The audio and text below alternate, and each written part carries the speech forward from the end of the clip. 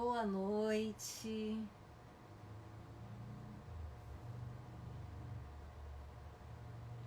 Boa noite a você, amigo, amiga do Grupo Espírita Paulo e Estevão.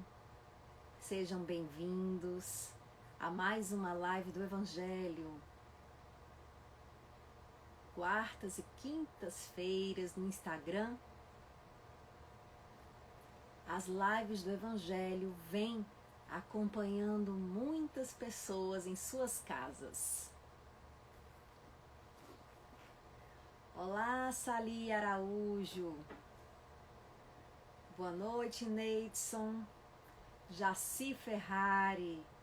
Presença frequente, Vitor.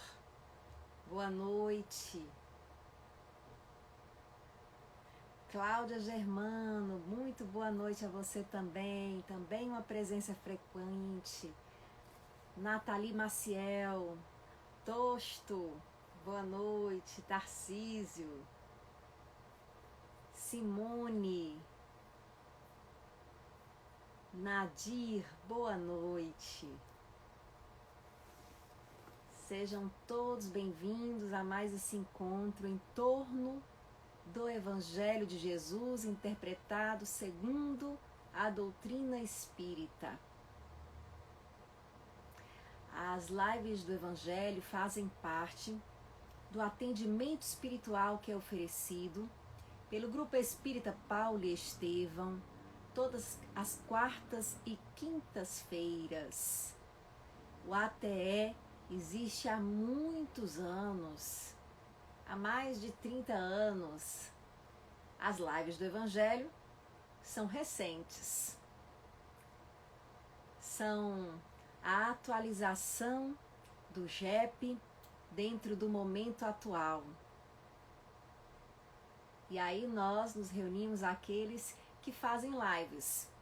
Mas o objetivo é fazer uma live que eleve o Evangelho para a casa de cada um, a fim de que cada um possa receber assistência espiritual onde quer que esteja. Vamos então para uma harmonização do ambiente, fazer a leitura de uma mensagem. Aliás, eu vou antes disso dar o aviso da palestra, sexta-feira, amanhã. Amanhã, palestra, às 20 horas, no Paulo e Estevão, do bairro Água Fria. Ela é transmitida, a palestra, aqui pelo Instagram, na mesma hora em que acontece, 20 horas. Presencialmente, depois da palestra, há a distribuição de passes. Então, quem for para a palestra vai receber passe depois. O que é passe? É uma transmissão de energia. Receberá energia, uma energia salutar para renovar as suas forças. O tema da palestra será Por que mudar? E o palestrante Fabiano Lobo, um trabalhador do GEP que também já fez muitas lives do Evangelho e que vai estar sexta-feira na Água Fria falando sobre por que mudar, de acordo com a doutrina espírita. Ficam todos convidados.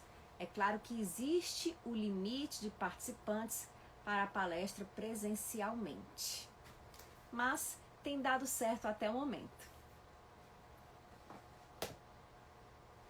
Agora sim, vamos à leitura de uma mensagem.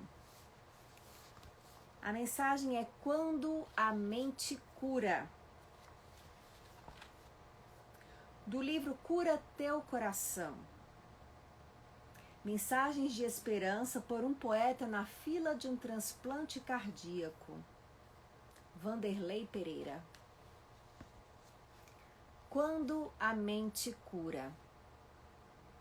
Que força é essa enorme que transcende todas as resistências do sofrer, daquele que sofrendo não se rende, nem mesmo às ameaças do morrer? Toda essa força vem do que já entende o sentido da morte e do viver. Não vês que à tarde o sol avança e pende, mas volta no outro dia a renascer? Quem sabe disso e passa pela dor, ainda por mais forte que ela for, ele resiste e não se desespera. Da mente sã, serena e positiva, o corpo que acreditas que não viva, reage, e a vida aos poucos recupera. Linda mensagem que nos fala do poder curador da nossa mente. A doutrina espírita partilha dessa compreensão do mundo, da dinâmica, da energia que está espalhada pelo mundo, no espiritismo chamada de fluido cósmico universal, uma energia mobilizada pelos nossos pensamentos, pelos nossos sentimentos, pelo que está por trás das nossas ações. Assim, quando nós pensamos o bem, quando nós estamos sintonizados no bem, esse bem é atraído para nós. Por quê? Porque mobilizamos essa energia de uma forma a receber o melhor. A gente entra em sintonia com o bem quando age e pensa bem. Essa é a grande proposta do ATE, que nós entremos nessa sintonia através do estudo do Evangelho. O Evangelho que a gente estuda é esse livro aqui, o Evangelho segundo o Espiritismo, de Allan Kardec, uma interpretação dos 4 evangelhos, de trechos dos 4 evangelhos que estão na Bíblia, feita por Allan Kardec. O livro é composto de trechos bíblicos, comentários de Kardec e psicografias, mensagens dos espíritos. É um livro que você pode encontrar em qualquer livraria, geralmente na seção de livros de religião ou espiritualistas, e também na internet. Muitas vezes é oferecido o PDF gratuitamente para que cada um possa ter acesso ao Evangelho segundo o Espiritismo. O que nós vamos estudar hoje é o capítulo 10, itens 11, 12, 13 de O Evangelho segundo o Espiritismo. Esse capítulo 10, ele gira em torno de uma frase de Jesus, que é: bem-aventurados os que são misericordiosos. E o nome da lição de hoje, no item 11, é: não julgueis para não serdes julgados. Atire a primeira pedra aquele que estiver sem pecado. Quem conhece um pouco da vida de Jesus sabe que aqui nós estamos nesse título fazendo referência a algumas falas do Mestre Jesus. Nós encontramos em Mateus capítulo 7, versículos 1 e 2, Jesus dizendo: não julgueis, a fim de não serdes julgados, porquanto sereis julgados conforme houverdes julgado os outros. Empregar-se-á convosco a mesma medida de que vos tenhais servido para com os outros. E a seguir, um trecho de João, capítulo 8, versículos 3 a 11. É um trecho bem conhecido. Então, os escribas e fariseus lhe trouxeram uma mulher que fora surpreendida em adultério. E pondo-a de pé no meio do povo, disseram: Mestre, esta mulher acaba de ser surpreendida em adultério. Ora, Moisés, pela lei, ordena que se lapidem as adúlteras. Ou seja, levaram até Jesus aquela mulher que foi surpreendida em adultério e disseram: Moisés, a lei dos judeus, diz que ela deve ser lapidada, significa apedrejada. Qual sobre isso a sua opinião? Eles perguntam a Jesus. Diziam isso para o tentarem e terem de que o acusar. Por quê? Porque eles observavam que Jesus pregava o amor, pregava o perdão. Ao mesmo tempo, Jesus falava sobre seguir a lei e os profetas. Então, como é que Jesus ia se sair dessa questão? Essa mulher foi surpreendida em adultério. Diz a lei que ela tem que ser apedrejada. O que você diz sobre isso? Então, eles colocaram uma cilada para Jesus. Eles não queriam verdadeiramente investigar o que era para ser feito nessa situação. Eles queriam mesmo era colocar Jesus numa saia justa. Jesus, porém, abaixando-se, entrou a escrever na terra com o dedo. E aí existem muitas histórias sobre o que é que Jesus estava escrevendo na terra com o dedo. Tem gente que diz que ele estava escrevendo os pecados daquelas pessoas que estavam ali condenando aquela mulher. Bem, a Bíblia não diz o que ele estava escrevendo. Diz que ele pôs-se a escrever com o dedo. Como continuassem a interrogá-lo, ele se levantou e disse: Aquele dentre vós que estiver sem pecado, atire a primeira pedra. Aí eu digo, poxa, como é danado esse Jesus, não é verdade? Olha como ele se sai. Aquele dentre vós que estiver sem pecado, que atire a primeira pedra. Ele não disse, não apedrejem. Não disse isso. Ele disse, aquele que estiver sem pecado, que atire a primeira pedra. Em seguida, abaixando-se de novo, como quem nem se importa, continuou a escrever no chão. Quanto aos que o interrogavam, esses, ouvindo-o falar daquele modo, se retiraram, um após o outro, afastando-se primeiro os velhos. Ficou, pois, Jesus a sós com a mulher, colocada no meio da praça. Então todo mundo saiu. Quem é que não tinha pecado? Então, levantando-se, perguntou-lhe Jesus: Mulher, onde estão os que te acusavam? Ninguém te condenou? Ela respondeu: Não, Senhor. Disse-lhe Jesus: Vejam que lindo. Também eu não te condenarei. Vai-te e de futuro não tornes a pecar. Essa passagem é extremamente emocionante, vocês hão de concordar com isso. Muito linda, né? Há pessoas que dizem que essa mulher é Maria Madalena. Isso também não está explicitado na Bíblia. Se essa mulher é a famosa Maria Madalena. Mas essa foi uma mulher que estava em pecado, que seria apedrejada e que Jesus salvou de uma forma formidável. Quando foram tentá-lo, colocá-lo na saia justa.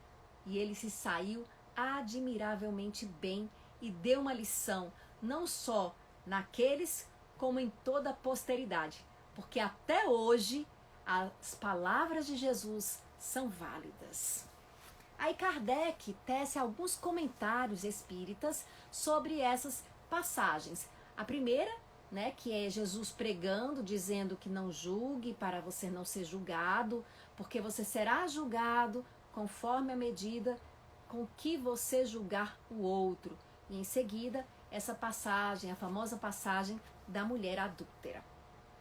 Aí Kardec, ele chama atenção com base nessas passagens, né, que a gente não pode julgar, que Jesus está dizendo que a gente não deve julgar. E aí Kardec diz assim, nesse primeiro parágrafo de comentário, no item 13, ele fala: antes de profligarmos a alguém uma falta, vejamos se a mesma censura não nos pode ser feita, que é justamente o que aconteceu com aqueles que queriam apedrejar a mulher adúltera.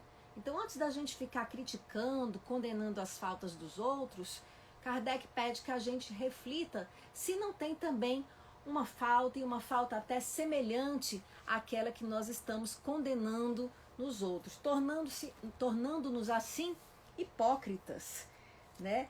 Mas é interessante também a gente observar que isso aqui dá pano para manga para muita gente fazer o seguinte: tem gente que se torna altamente exigente consigo mesmo, que tenta ser correto, que tenta ser perfeito para melhor cobrar os outros, para melhor exigir dos outros, para ter, entre aspas, moral. Aqui também a gente vai falar sobre ter moral lá no finalzinho da lição.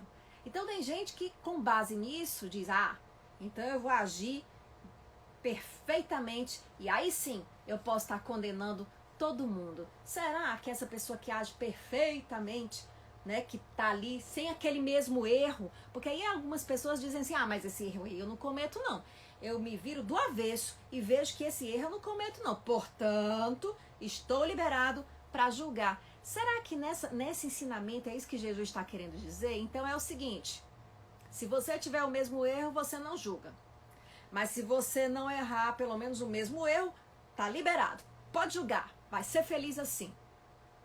Eu me lembro até de algumas pessoas que eu conheço, né, que são ciumentas e que dizem assim, que se comportam divinamente bem, né? Eu conheço algumas amigas que dizem, eu me comporto muito bem, que é para poder cobrar do meu marido a mesma coisa. Então eu passo final de semana em casa, não saio com nenhuma amiga, que é para eu poder exigir do cônjuge a mesma coisa. E aí ele não tem direito de fazer, porque eu também não faço. E eu tenho direito de cobrar porque eu não faço.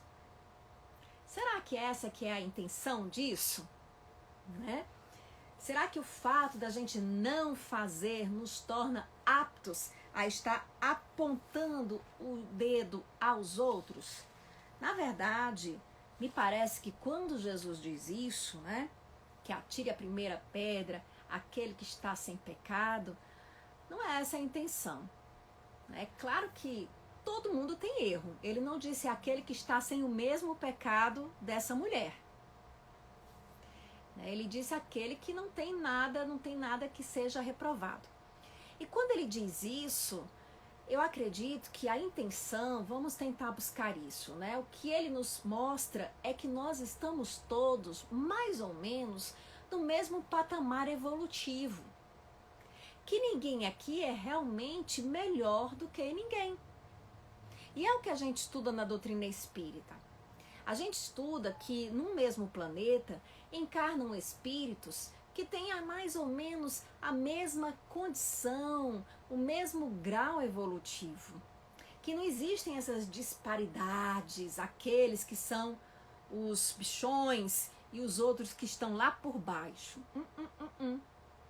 Pode haver essas diferenças do ponto de vista material, as pessoas que têm riquezas e as pessoas que não têm, as pessoas que foram instruídas formalmente e as pessoas que formalmente não foram tão instruídas.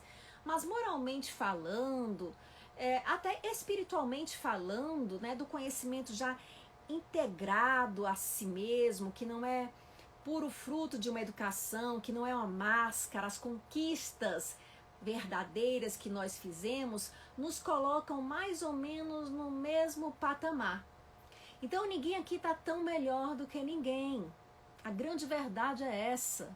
Não importa se é mulher, se é homem, se é adúltera, se é sacerdote, não importa. E o Espiritismo nos mostra isso muito claramente e torna essa lição ainda muito mais profunda quando abraça a ideia da reencarnação, que já era bem conhecida no Oriente e que o Espiritismo traz para o Ocidente numa leitura cristã. A reencarnação. Como assim? É porque, por exemplo, a gente adora julgar os outros. A gente gosta. Vou falar daqui a pouquinho também disso. A gente gosta de julgar os outros, de condenar os outros, de apontar os erros dos outros, como se fôssemos melhores que os outros. Parece que quando a gente aponta o erro do outro, faz com que a gente se sinta realmente superior. Olhem como nós somos pessoas de baixa autoestima.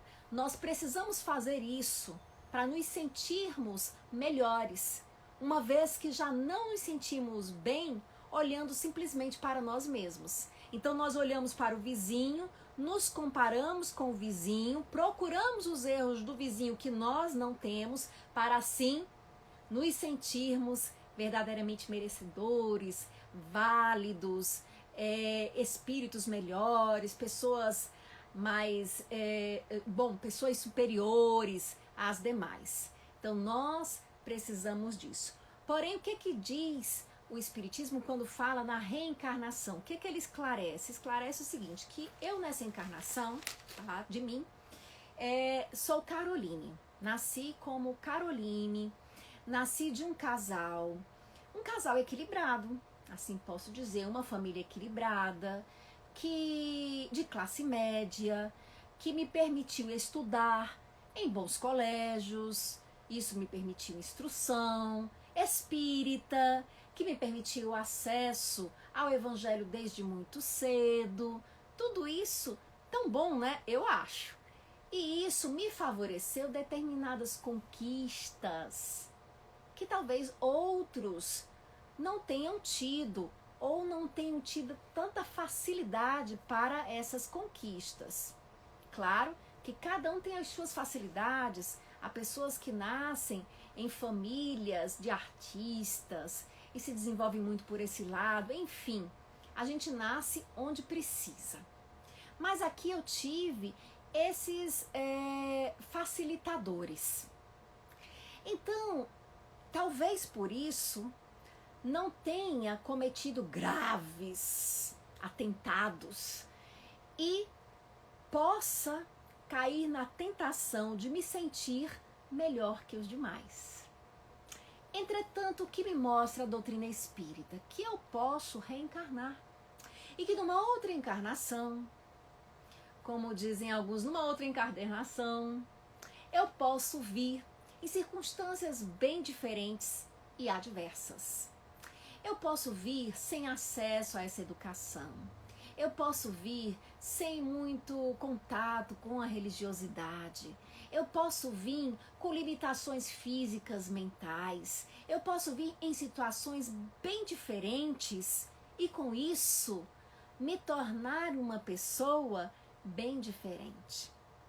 Será que essa pessoa, porém, em essência, a mesma pessoa, porque é o mesmo espírito?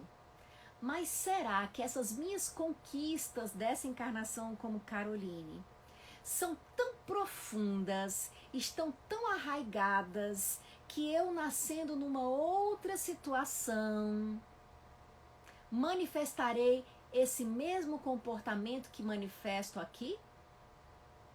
Quem me garante que eu, nascendo numa família de bandidos, numa família de pessoas de má índole, de pessoas, que trapaceiam, que roubam, eu não venha a ser do mesmo jeito?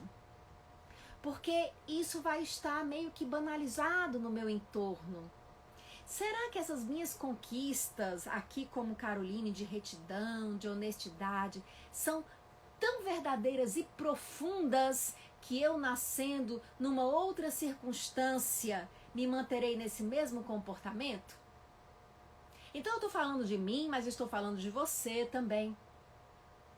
De você que às vezes se vangloria, né? Se acha superior, se acha melhor que os demais, porque não mata, porque não rouba. Mas será que você não mata e não rouba porque é de fato um espírito que conquistou isso? Ou você não mata e não rouba porque meio que teve mais chances e oportunidades de ser educado e orientado nesse sentido? Com quanta convicção a gente pode afirmar: Isso está dentro de mim de uma forma tal que noutra encarnação, mesmo que eu nasça numa situação absolutamente diferente, eu serei do mesmo jeito. Será que nós temos essa condição de dizer isso? Então, vejam bem, a doutrina espírita meio que fortalece, nessa visão reencarnacionista, que não é só da doutrina espírita, é claro, meio que fortalece esse argumento de que nós somos todos iguais. Todos espíritos criados por Deus. E nesse planetinha está todo mundo mais ou menos no mesmo grau evolutivo. É uma escola onde se encontram espíritos que têm que aprender o ensinamento que se disponibiliza nessa escola.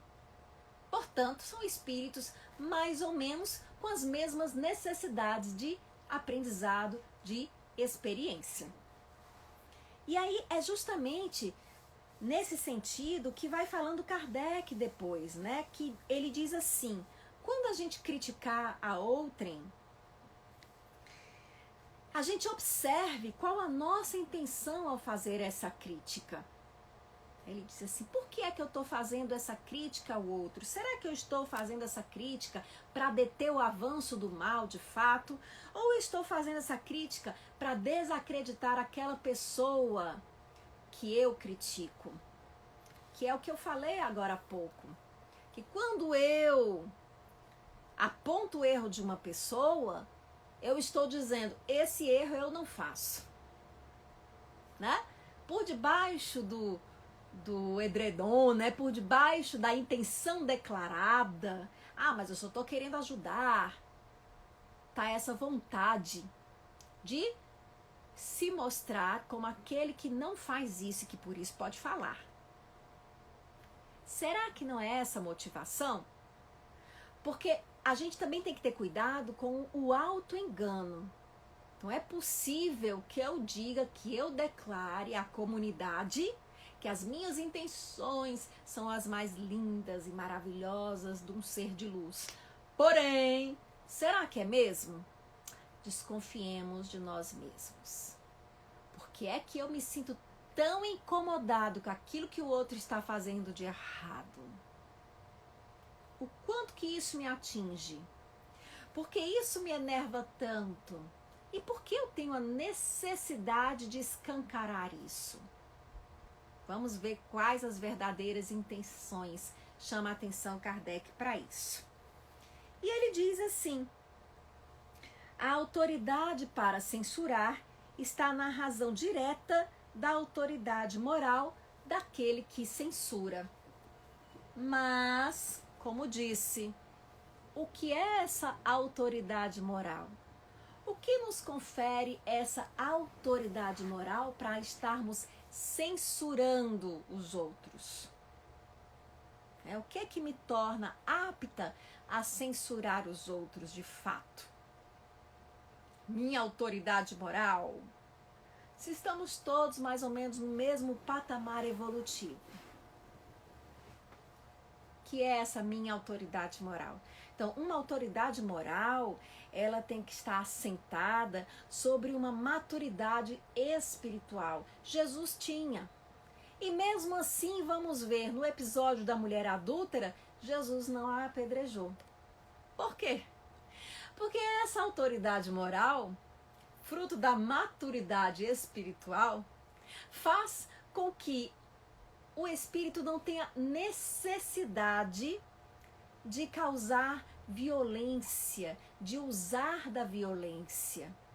Jesus ensinou muito mais a ela e aos outros com o seu posicionamento. Então, quando nós temos uma verdadeira conquista espiritual, uma verdadeira autoridade moral, a gente não tem necessidade de estar humilhando ninguém, colocando ninguém para baixo, de estar mostrando o quanto que a gente é melhor do que aquele outro. Não tem isso. Mas aí significa que a gente não vai apontar os erros? A gente vai fazer na hora certa, do jeito certo, nas condições certas. Quando apontar o erro, vá surtir um efeito que realmente possa favorecer aos outros, a própria pessoa que erra, a nós. Mas só assim é que a gente vai agir. E aí é o que a gente vai investigar através de um processo de autoconhecimento, as nossas verdadeiras intenções. Bom, gente, é disso, enfim, que fala a nossa lição dessa noite. E agora eu queria ver um pouquinho dos comentários de vocês aqui feitos enquanto eu estava falando. E vamos continuar fazendo aqui alguns comentários que eu vou tentando ler para todo mundo o que vocês disseram. Vocês disseram muitas boas noites, eu estou vendo aqui. A Ana Paula dizendo, sorte que não tinha um gaiato para dizer que era perfeito. Um adolescente, né? Porque às vezes eles são assim afrontosos. Não, Ana Paula, mas acredito que Jesus, ele tinha uma ascendência moral tão grande. Sabe, aquela pessoa que não dá para ninguém fazer gaiatice? Intimida o gaiato.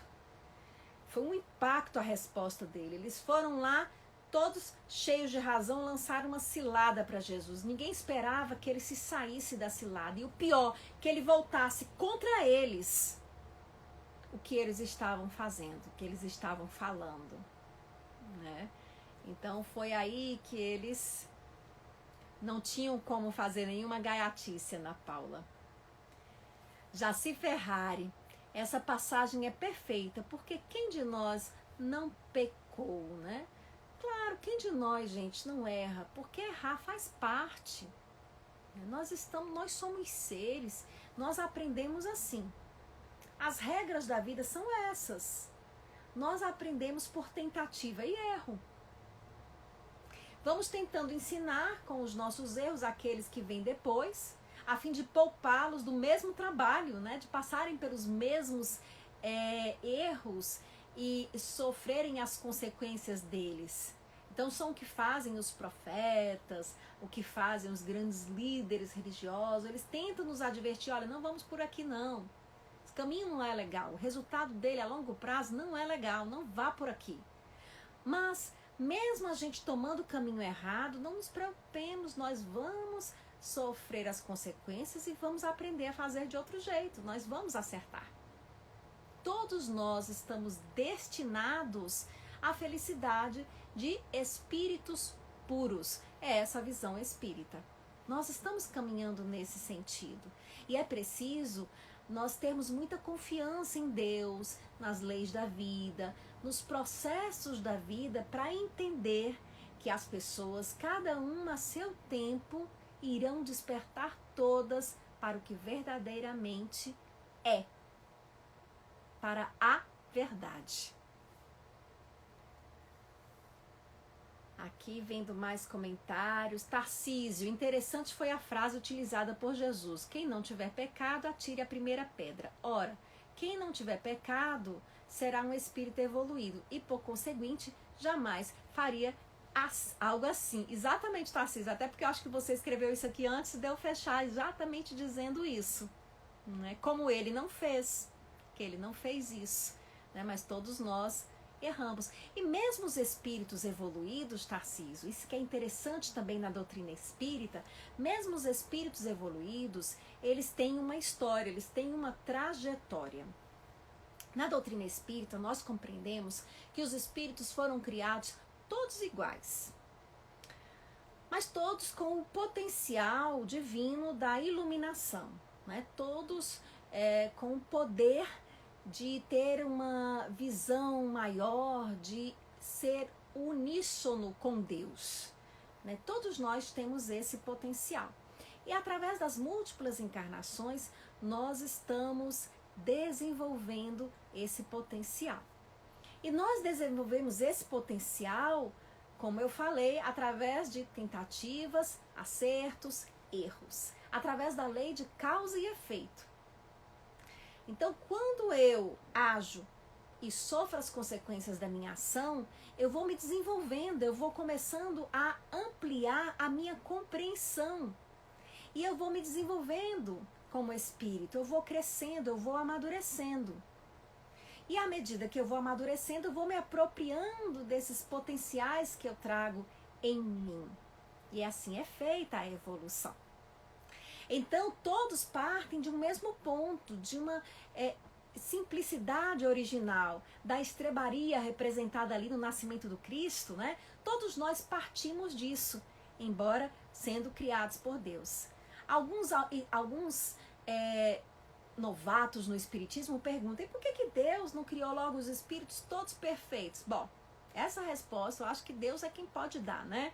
Mas vamos pensar o seguinte: se nós tivéssemos sido criados todos perfeitinhos, já, pá, seria produção em série, seria todo mundo igual.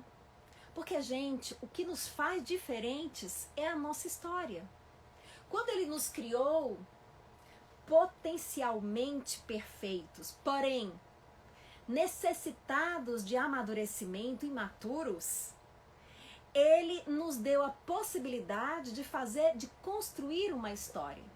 E por mais que nós sejamos iguais, olhem que incrível, nós somos individuais, nós somos indivíduos, nós nos distinguimos uns dos outros porque cada um tem a sua história. E por mais que a sua história seja parecida com a de outra pessoa, a sua história é sua. Só há ela. É única. E assim nós nos tornamos espíritos de luz, mas nem por isso perdemos a nossa individualidade, porque temos uma história.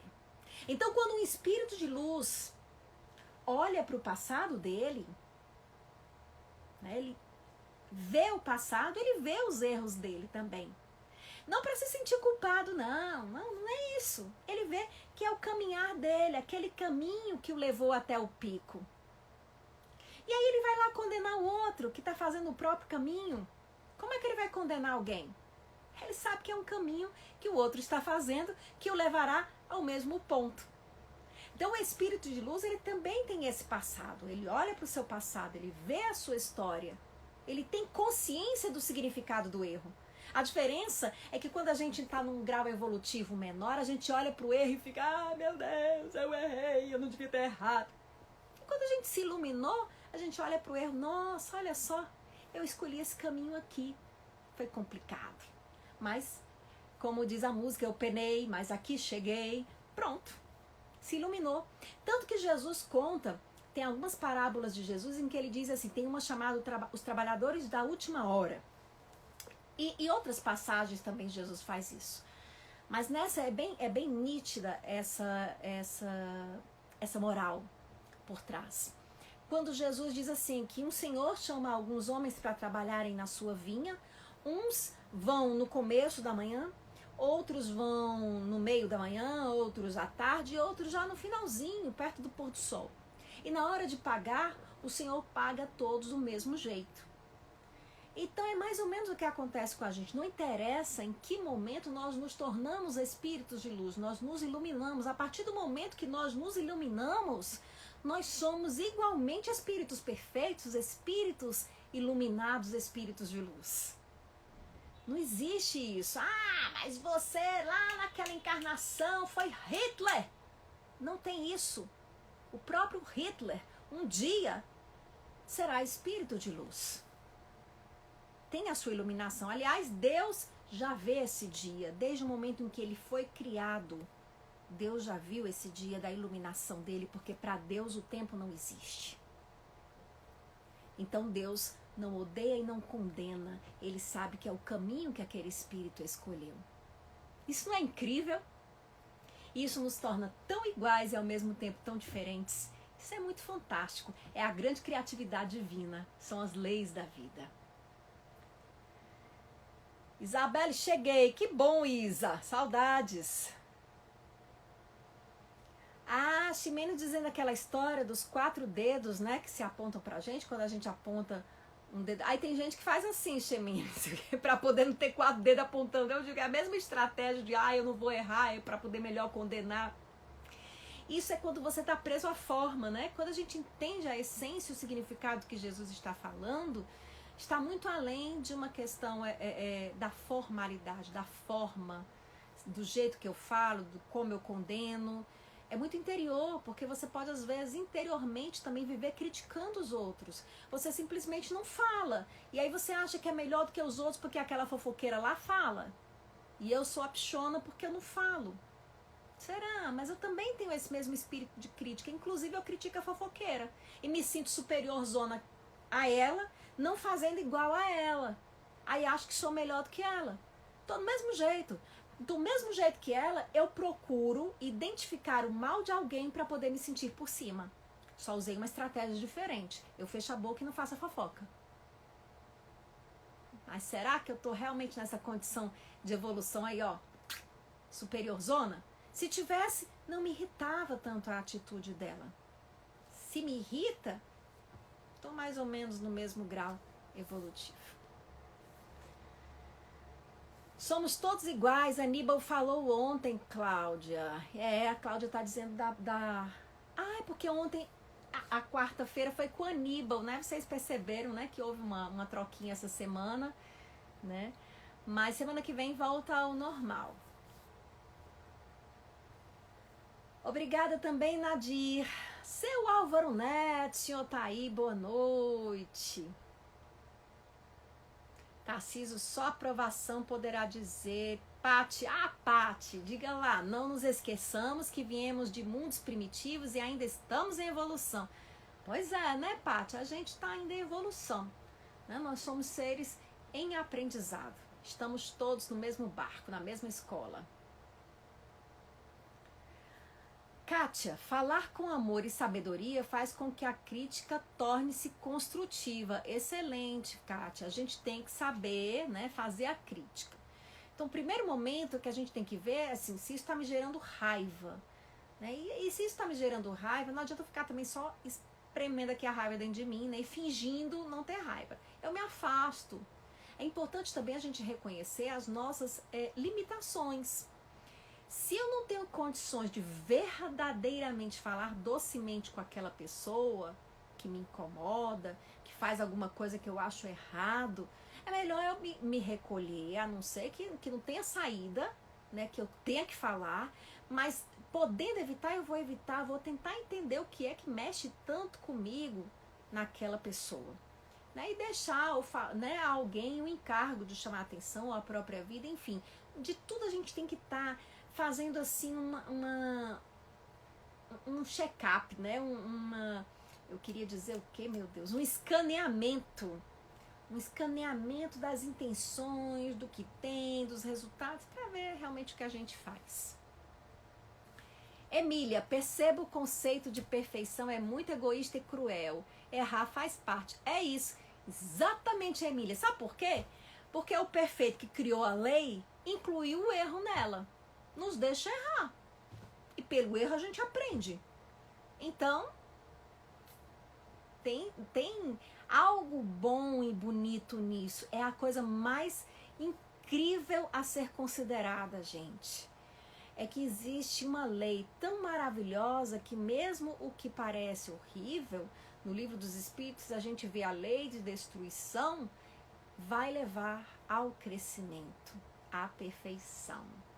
Então essa perfeição não é um envaidecimento, não é um troféu, uma medalha, né? É uma conquista interior do espírito. Obrigada, Emíliazinha. Giovana, até os mestres ascensionados. Giovana, eu não conheço, só de ouvir falar, né, a teoria dos mestres ascensionados. Então nem me sinto apta para estar tecendo comentários a respeito. Mas o que eu posso dizer é que todos, inclusive Jesus, teve a sua trajetória espiritual evolutiva. É como se você quisesse que uma criança tivesse aprendido a andar sem nunca cair. Que uma criança tivesse evoluído, crescido, sem nunca ter errado. Que da primeira vez que ela pegasse uma caneta, um desenho para desenhar, um papel para desenhar e um lápis, ela fizesse um desenho perfeito. Não tem como. Né? Esse é um processo de construção. Né? Mesmo os superdotados, né, a gente sabe que aquela conquista foi feita noutra encarnação. Então, nessa ideia de uma igualdade evolutiva, todos passaram pelo processo de errar, acertar. Agora, o quanto que cada um errou, mas quando nós achamos, né, eu já vi alguns espíritas dizem, Jesus evoluiu em linha reta. Quando nós pensamos assim, é porque nós ainda somos tão ligados, né, nisso, na aparência, somos tão vaidosos ainda ligados nisso, que a gente faz comparação. Eu já vi também, Jesus, Buda, Krishna, qual é o melhor? Jesus é mais do que Buda. Não, Krishna é mais... Tá entendendo? E assim, os espíritos de luz não estão competindo. Não existe competição para tudo. Vocês já viram um concurso de Miss Universo? Todas as mulheres ali são lindas. Todas. Como é que se elege a mais bonita? Eu acho complicado, porque é muito relativo. Todas elas são lindas. A mais bonita que? São belezas diferentes. Então, qual é o espírito de luz mais iluminado? Depois que se atingir um determinado grau, isso não está nítido. Não é. Cada um tem o seu jeito, tem o seu brilho, o seu talento, né? E trouxe para a Terra a sua mensagem. Mas nós ficamos muito preocupados com isso, porque nós ainda somos muito de nos comparar. Isso mostra quanto que a gente é imaturo ainda, né? Nós nos comparamos. Então a gente, mas um espírito mais, assim, iluminadão não pode ter errado assim, desse jeito. Que conversa! Por que não? Pode. Então, porque vejamos novamente a parábola de Jesus dos trabalhadores da última hora. Não interessa quando ele se iluminou. Se ele se iluminou, luz ele gera, luz brilha dele, luz ele emana. E é isso que importa. Irene, perante Deus somos perfeitos. Perante Deus, perante uns aos outros. Só que a gente nem sempre percebe, mas a gente é perfeito, porque Deus nos fez perfeitos. Só não temos consciência das nossas qualidades, dos nossos atributos. Eles estão meio que encobertos por camadas e camadas de ilusões próprias do nosso mundo. Simples e ignorantes sem conhecimento, entre nós perfectíveis, em processo de despertamento, evoluindo. É isso aí, Irene.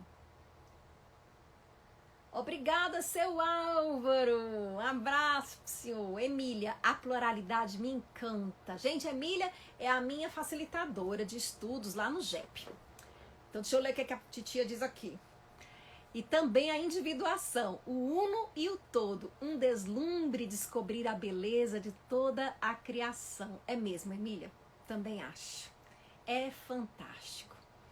A pluralidade, essa diversidade, essa criatividade que está em todo o universo, ela é fantástica. E quanto mais nós tomamos consciência dela, menos a gente se aborrece, menos a gente se revolta, menos a gente julga. Nossa, melhor se torna a vida, inclusive. Mesmo nesse mundo difícil, né, de ilusões em que nós estamos mergulhados. Muito bem, gente. Deixa eu ver se tem mais algum comentáriozinho. Tô vendo aqui os coraçõezinhos coloridos da Giovana. Se eu pulei alguma coisa, falar com amor e sabedoria, sim. As coisas que vocês já falaram. É isso daí, gente. Acho que nós estamos mais ou menos também todo mundo de acordo, né, com essa ideia, com essa proposta de Jesus. Talvez já seja tempo da gente olhar para a gente mesmo. Então, para ir finalizando, hoje eu vou pedir a vocês para a gente fazer uma mentalização, né, uma prece mesmo pelo mundo, por esse mundo maravilhoso que Deus nos deu e que tem tantas dificuldades, tem tantas dores, né, e tantas pessoas precisam do conforto, de uma fé, de uma esperança, ou mesmo conforto material. Então vamos fazer uma vibração por elas. E aqui eu vou ler, para introduzir esse momento, mais uma poesia do livro Cura Teu Coração, que é assim: pergunte a Jesus. Às vezes que nos vemos surpreendidos com a fúria dessas cenas tão cruéis, de crimes, são tão fortes tais painéis, que assumimos a dor dos ofendidos.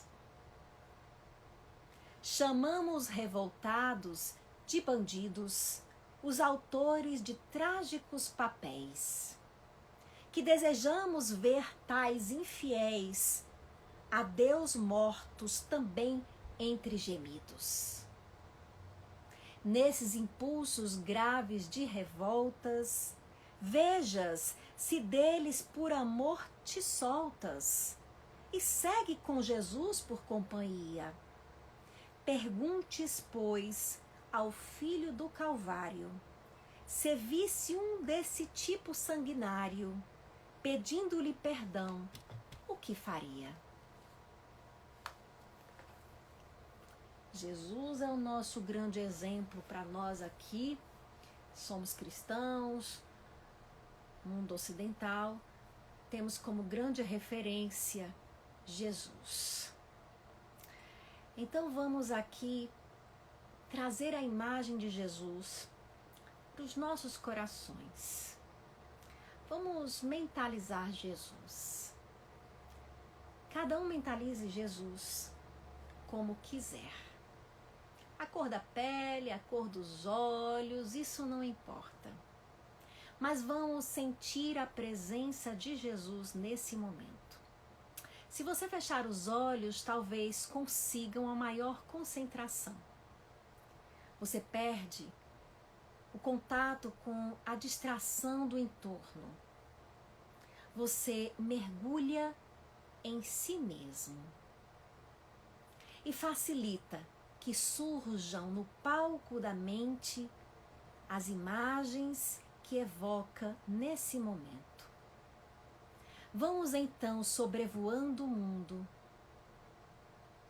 visualizar as pessoas, aquelas mais próximas de nós, sobretudo aquelas que estão nesse momento sofrendo. Nós vamos olhando o que nem sempre nos damos conta de que nesse exato momento em que aqui estamos, existe alguém chorando, existe alguém morrendo, existe alguém errando,